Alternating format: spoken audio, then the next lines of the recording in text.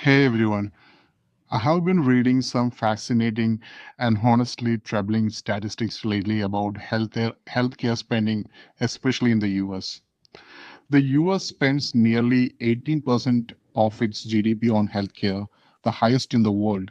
Yet over 60% of the population has at least one chronic condition, and about a third of the children are obese.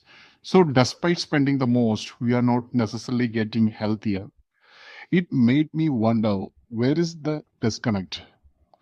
A lot of it comes down to how care is incentivized.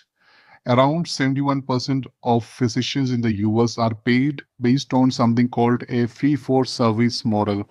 Basically, they earn based on the number of services or procedures they perform.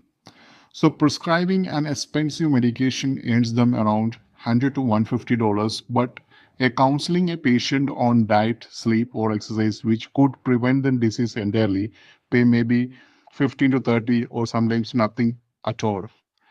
There is no lobby for prevention, but a very strong one for prescription. Meanwhile, look at Japan. They actually pay more for diet and exercise counseling than for writing a prescription. The result?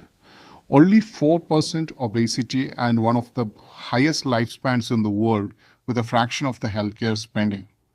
So the real question is, what are we rewarding? Treatment or prevention? And this isn't just about physical health. The same principle applies to behavioral health organizations and managed care too. Because when incentives don't align with outcomes, everyone from providers to patients ends up trapped in a reactive cycle. Take behavioral health networks across the US or anywhere in the world. They deal with complex populations, individuals living with serious mental illness or substance use disorders. And one of their biggest challenge is recidivism.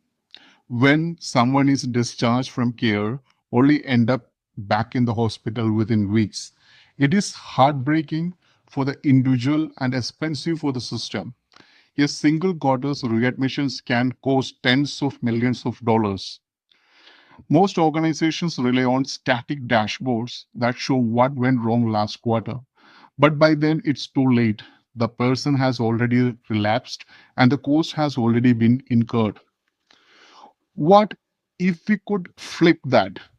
What if we, instead of reacting to hospitalization, we could predict which members are at most at risk before it happens and intervene early? That's where modern analytics and AI are making a quite revolution.